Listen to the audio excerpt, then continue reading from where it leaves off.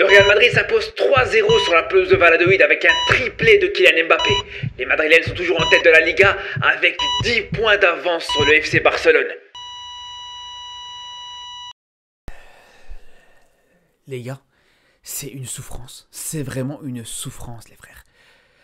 On va jamais tenir toute la saison comme ça. Je vous dis tout de suite, on va jamais tenir toute une saison comme ça.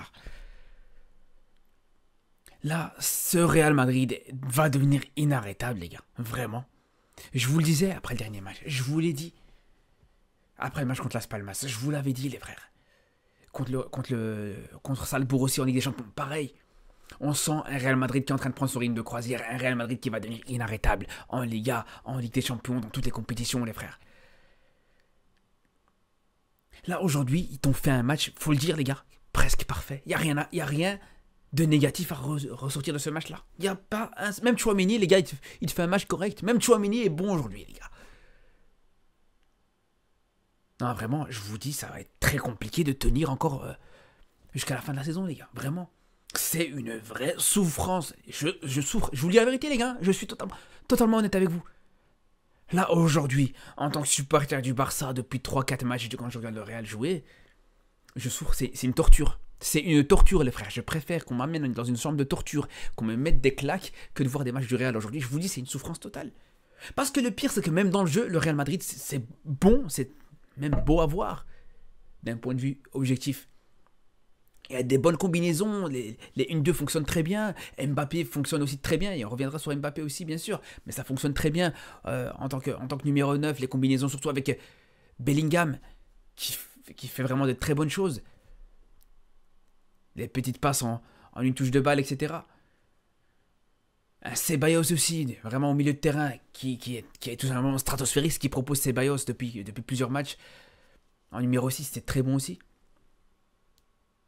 Même, on pourrait dire, allez, peut-être Vasquez, il n'est pas là, Vinicius, il n'est pas là, il y a certains absents, et tu tentes un... comment il s'appelle, un Raúl Asensio sur le côté droit, même là, il arrive à être bon.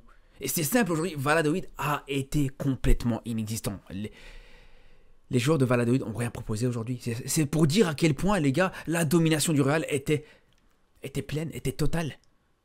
On est très loin du Real Madrid, Real Valladolid du début de saison où le Real a souffert. Si vous vous en rappelez bien, les gars. Le Real a énormément souffert. Mais là, la vérité, les gars, c'est qu'aujourd'hui, sur les 3-4 derniers matchs, depuis le Barça, tout simplement, le Real ne souffre plus dans ces matchs.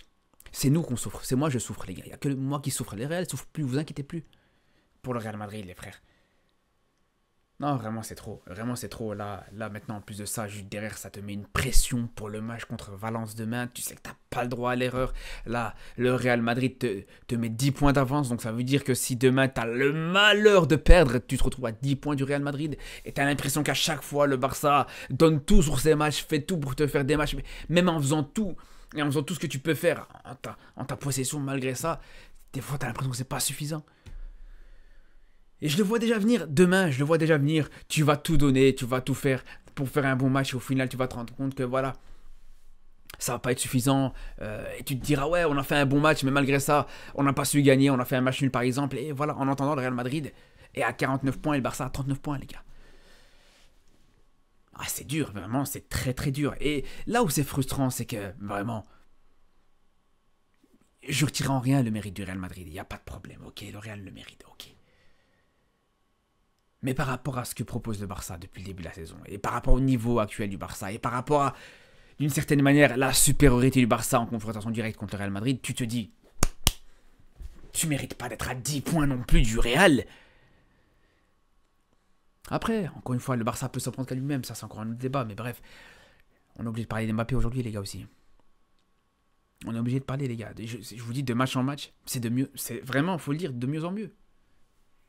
Depuis le Classico contre le Barça, bien sûr, il t'a enchaîné que des masterclass. De match en match. Alors ok, contre le Celta Vigo et contre le Barça, les deux matchs qui te met, ces deux premiers matchs de l'année 2025, encore une fois, on va revenir sur le fait que normalement ces buts n'étaient pas censés être totalement valables. On se rappelle la faute de Vinicius, encore une fois, on va pas revenir là-dessus, sur Casado contre le Barça, et du penalty qui n'a pas été sifflé contre le Celta. Ok, on revient pas sur ça. Mais juste derrière, ça s'est enchaîné, les gars. Doublé contre Salzbourg. Doublé plutôt contre Las Palmas. But contre Salzbourg et triplé aujourd'hui. Vraiment, les gars, comment vous voulez lutter contre ça, les gars? Comment vous voulez lutter contre ça? On est loin de l'époque du début de saison où ça taillait Mbappé, où je taillais Mbappé, où je me régalais à tailler Mbappé. Là, c'est fini, les gars, je peux plus. Tu peux rien dire. Tu peux pas le critiquer. Là, aujourd'hui, Mbappé, il est incritiquable. Il est tout simplement incritiquable aujourd'hui, il faut dire la vérité, les frères. Et après, ce poste-là lui correspond très bien. Il commence à s'adapter à ce poste de numéro 9, faut le dire. Là, ce qu'il fait actuellement, c'est très fort à ce poste de numéro 9. Après, même si, bien sûr, voilà, il y a toujours moyen d'émettre quelques petites réserves, d'espérer un petit peu qu'Mbappé s'essouffle quand ça sera contre des plus grosses équipes, parce qu'il faut quand même rappeler, les gars, et je vais même pas minimiser cette victoire du Real Madrid aujourd'hui, mais ce qu'il faut quand même dire, ce qu'il faut quand même pas enlever, les gars, c'est que quand même, aujourd'hui, tu as quand même joué contre la pire équipe de Liga, vraiment. Au niveau comptable, au niveau du classement, c'est la dernière équipe du classement. Au niveau des victoires, les mecs, ils sont à 14 défaites plutôt, 14 défaites en 21 matchs. C'est le pire bilan de la saison pour une équipe de Liga. Donc vraiment, t'as clairement joué contre la pire équipe. Donc c'est vrai que, est-ce que le Real Madrid fera des matchs aussi bons sur tout le reste de la saison, des matchs presque proches de la perfection, comme je disais? Est-ce que Mbappé te mettra des triplés à chaque match? Je sais pas. Mais en tout cas, ça n'empêche pas que c'est le genre de match qui te serve pour la confiance. C'est le genre de match qui te serve pour continuer sur cette lancée-là. Ça, on est sûr et certain. Surtout que juste derrière, voilà, le Real va pas jouer contre des adversaires largement supérieurs.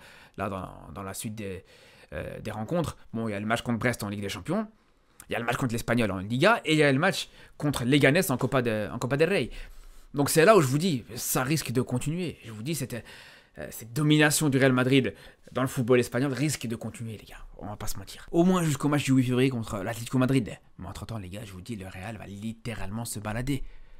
Après, ce qu'on peut dire sur ce match-là, et j'en parlais déjà sur les matchs précédents, mais ce match-là, il le confirme, c'est qu'on commence à sentir, voilà, un Mbappé qui est devenu vraiment la pièce maîtresse de cette équipe du Real Madrid.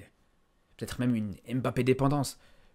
Un jeu qui est en grande partie basé sur lui. Et il faut le dire, depuis le début de la saison, c'est sur ça que travaille le Real Madrid.